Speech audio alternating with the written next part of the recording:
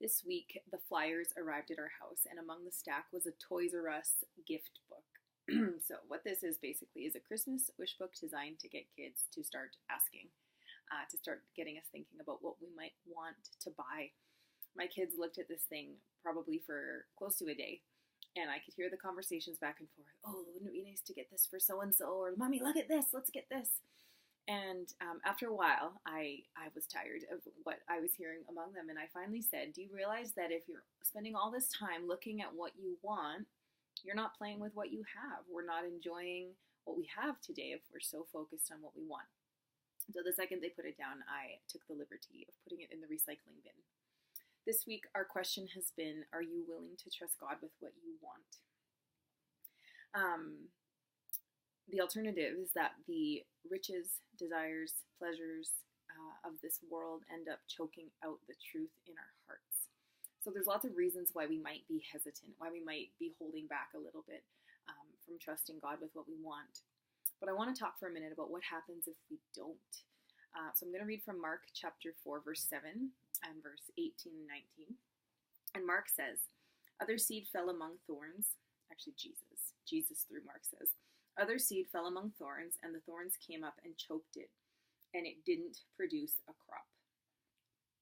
Verse 18, others are sown among thorns. These are the ones who hear the word, but the worries of this age, the seduction of wealth, and the desires for other things enter in and choke the word, and it becomes unfruitful.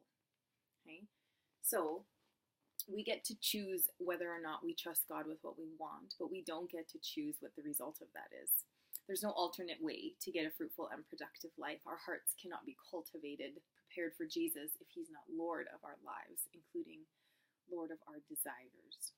So this week, as I've been taking this journey with you and writing a lot of things, I've felt very convicted by God. I feel like he's been asking me, you say you trust me with your life, but do you trust me with your minutes, with your hours, with your days?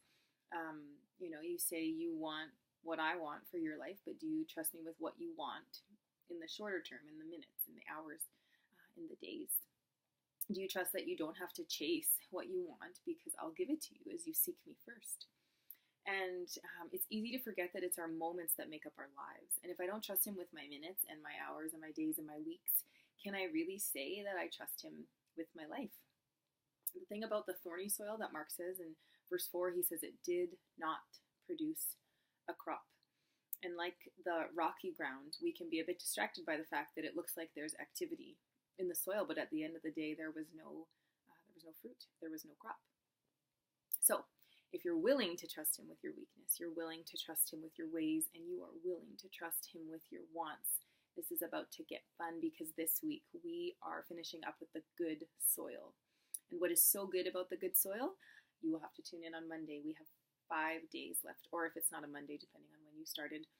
But we have 5 days left in this journey together. So I'm praying that whatever God wants to accomplish in your heart in this journey, he will do that. That you will receive whatever he has for you. That regardless of how imperfect your progress has been, that you would live life connected to Christ this week, because that is the only way we will be fruitful and productive, if we are connected to the source of life. So let's be faithful this week. Let's finish strong together. I'm praying for you, and I'm excited to hear about what God has been teaching you.